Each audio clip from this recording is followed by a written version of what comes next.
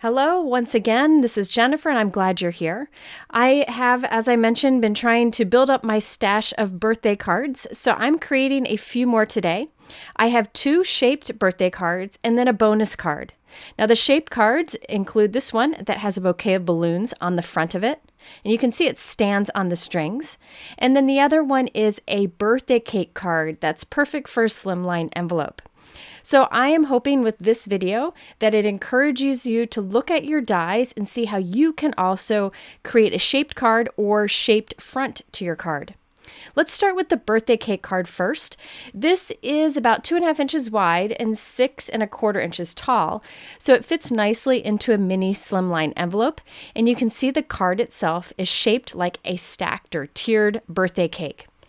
Now for this, I'm using the new My Favorite Things Celebrate with Cake dies. When I saw this and the balloon die set, I knew I had to buy them because they're great for basic birthday cards or to step them up as we are doing today. Now this die set is really meant to create kind of a playful cake, just one tier to it, but we're going to do something a little more elegant and create the 3 tiers with some flowers added. So you can see I cut the pieces to create 3 individual cakes. And on one of them I have a light peach cardstock accents. On the other I have a medium peach. And then on the third I have a darker peach. So I've got kind of an ombre look going here. So I am assembling the cakes individually, and then I will glue them together to create the card. For the card base, I'm starting with a 4.25 by 5.5 inch top folding white note card, but I'm cutting it to be, I think it's 2.25 inches wide, which is the width of these cakes. So you won't be able to see the folded card behind the cakes, but it'll be there. I'm starting by gluing my first cake at the top. This way I can start at the top, then do the middle layer of the cake, and then the bottom of the cake, and then cut the extra off the bottom. So it was much better than trying to measure it out. So I have this glued right up to the top where the fold of that card is. Now this is going to be a narrow card, but there's plenty of room to write a message inside. Okay, so now we can glue the next tier of the cake and then the one underneath that. And I'll tuck these under the cakes that are already adhered to the little card. Once all 3 are glued onto the front of this skinny note card, we can trim that excess off the bottom. Now when I trim the excess off, it'll have a little bit of a curve thanks to the curve of the cake. But that's kind of fun because when you stand this up, it kind of wobbles back and forth, which I think is playful for a birthday card. If you don't want it to do that, if you want it to stand straight up without the wiggle, you could cut the back of the card straight across, and then it would be fine.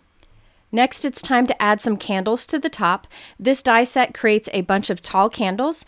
I'm trimming them shorter because I want to make sure this still fits into my mini slimline envelope. Laying behind my card, that white rectangle, is actually a mini slimline envelope, so I could use it as a guide to make sure I don't put my candles up too high. So after I added my candles, I'm using a white gel pen to color the wick of the candles.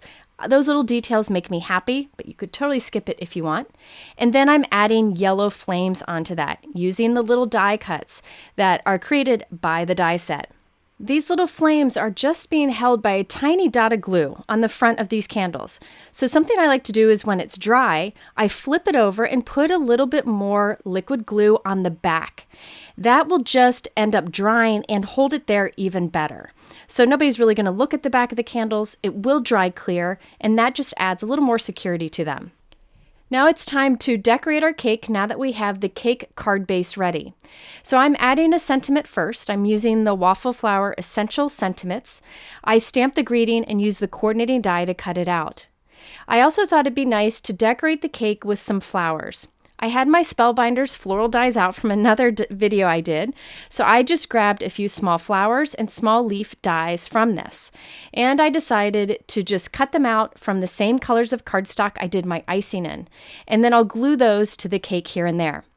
So you can see I've already stamped and die cut my sentiment and glued it at the center. And now I'm just creating little clusters of flowers here and there.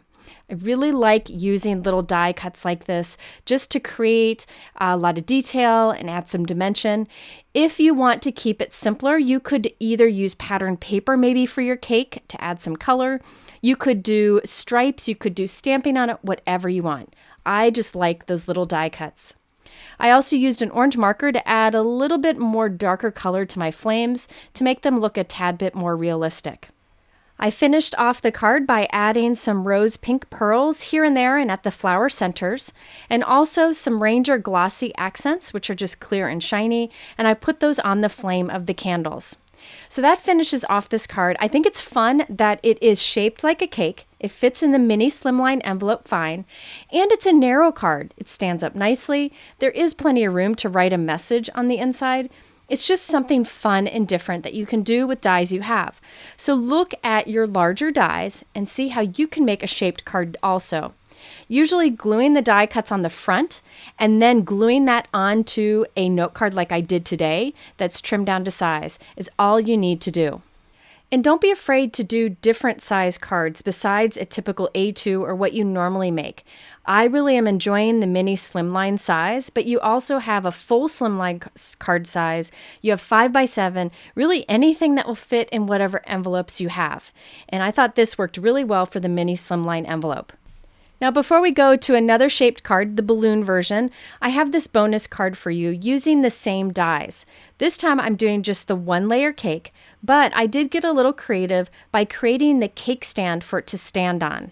I needed the cake stand to be a little bit wider than the cake, so I did a bit of partial die cutting with silver cardstock. So I have my die cut plates here. I put my silver cardstock down, and I'm putting the cake die itself onto the silver cardstock. Now, when I put my top plate on this, I'm only going to allow it to cover half of this die. So half of the die will hang out from the plates and half will be between the plates. I'll run it through my machine like this, and the only thing that will cut is what's between the plates. So you can see it's partially die cut. Now I'm shifting my die over about 1/4 inch, and I'll tape it there, and I'll do the same thing, but on the other side. Once again, you'll see that part of the die is between the plates, part is hanging out, and that will cut the rest of it. Now we have a cake that is wider. So if you wanted to do a tiered cake where each tier was wider than the one above it, you could have done this trick, but I'm just doing this to create the cake platter. So now I'm cutting this at a curve, and there we have a silver plate that we can put our cake on. If I would have just done it the size of the cake, you wouldn't have really been able to see it that well, and I wanted it to stand out nicely. So now I can glue the bottom of my cake onto the platter. I need a stand for my platter. I guess you could skip it if you wanted to, but I actually used the balloon knot die from the die set I'm about to show you, and I cut that from silver and glued that on the bottom. I felt it worked good enough. You could also just freehand a little piece for that if you wanted to. You can see the die there on the bottom. Again, I'll show you that in a moment. Next, I wanted to add 10 candles on this cake for my daughter's friend who's turning 10. So I needed to make sure I had them close together and spaced just right. So I thought I'd share another trick with you. This is the MISTI sticky mat. It's sticky on the surface, so it'll hold my candles in place until I'm ready to pick them up and transfer them to my cake. So I'm lining them all up together, evenly spacing them out, kind of staggering the height of the candles and making sure I have 10 of them. The sticky holds it there, which really is a huge help. Making sure it fits on top of my cake. Then I will take some tape, some temporary tape, washi tape would work, and press it onto the candles. And I'll actually use 2 pieces because I don't want them to come apart. And then I can pick up all of these candles together and add them onto our cake. It is so much easier to do it this way than each candle individually with glue on the cake itself. So on the back of the candles, on the bottom, I'm putting some liquid adhesive. Then I can lay this right onto our cake and just leave it there with the tape on for a few minutes while it dries. So now you can see they're all perfectly spaced and centered and fit on the cake. Once that was dry, I added the cake onto a mini Slimline card that is 3.5 by 6.25 inches.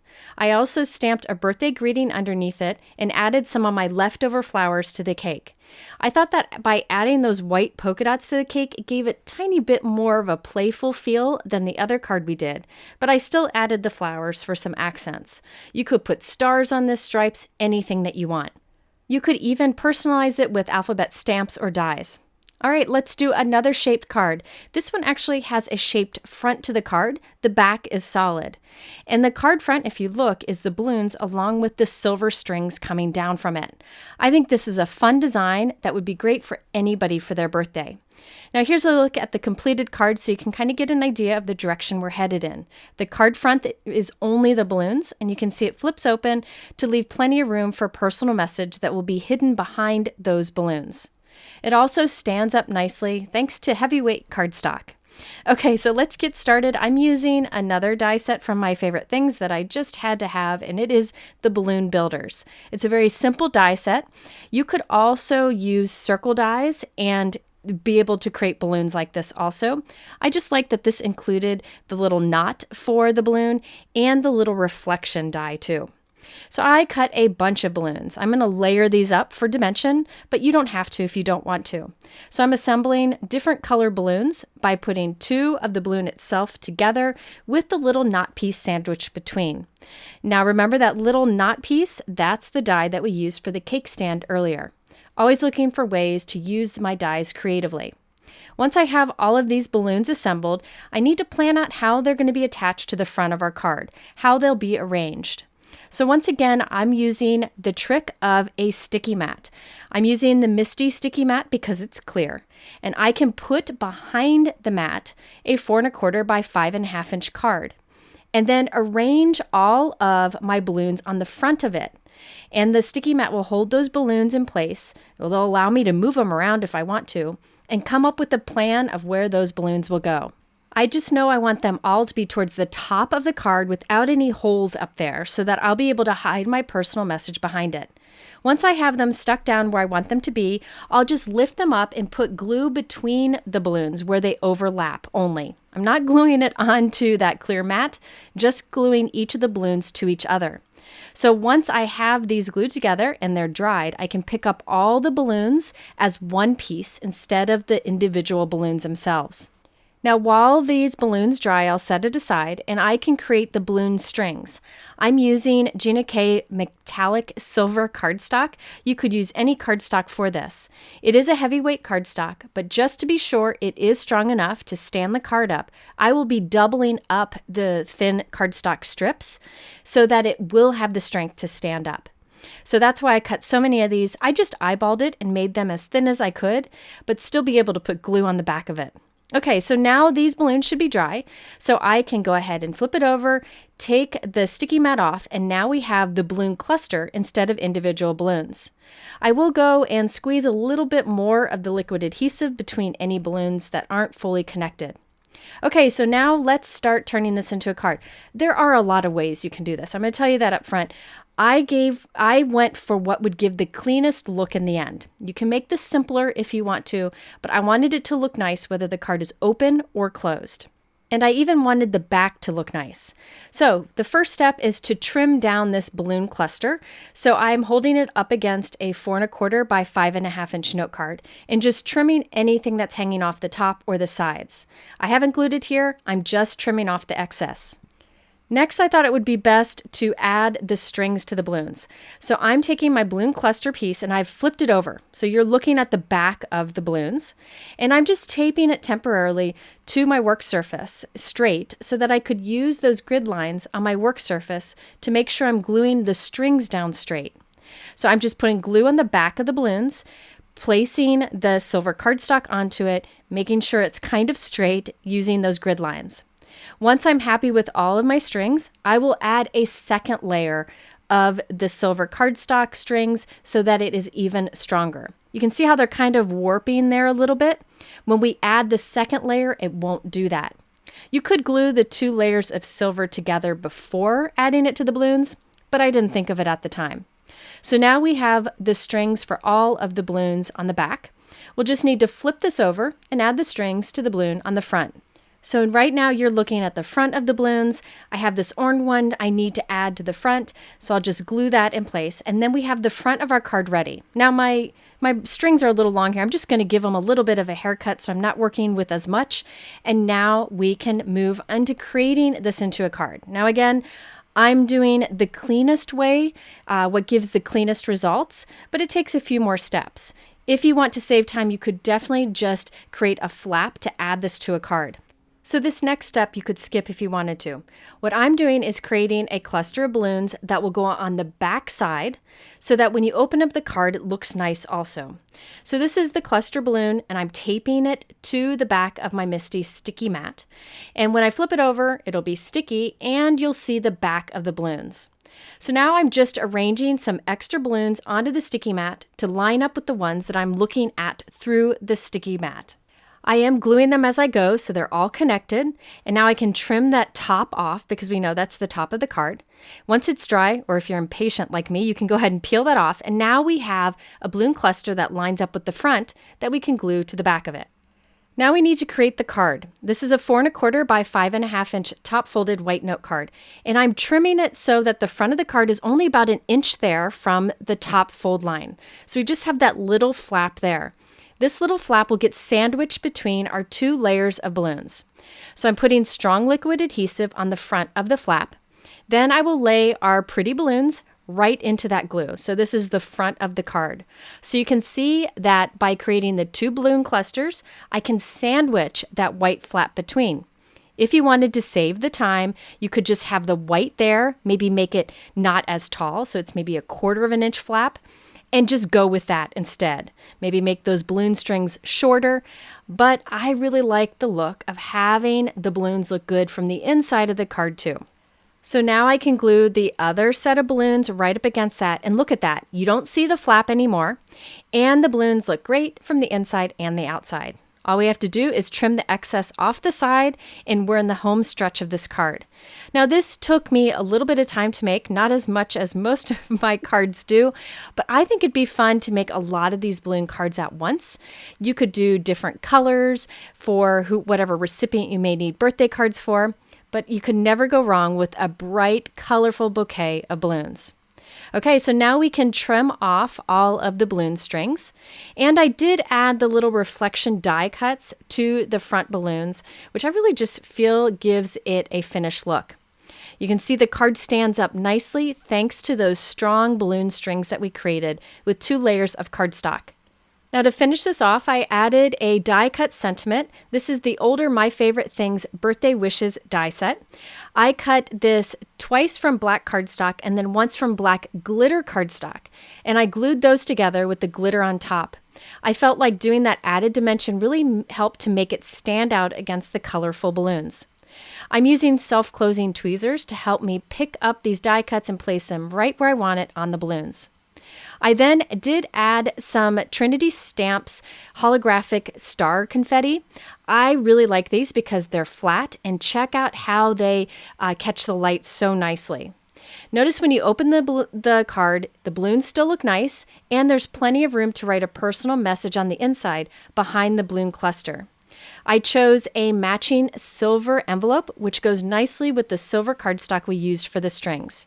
I hope you'll give this design a try. Again, you could use circle dies and cut your own strings to create a similar look if you don't have a balloon die set. You could even use different size balloons if you wanted to.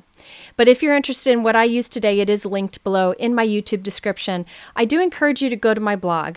Over on my blog, you can save videos, you can save different cards from the card gallery so that you can refer to it in the future if you want to. I hope you like these shorter videos, and especially the birthday card videos. I get requests for them all the time, but I promise I'll continue to make my normal videos too. Thank you so much for spending this time with me. Here are a couple other videos at the end that I thought you might like. Have a wonderful day. We'll see you soon, and take care.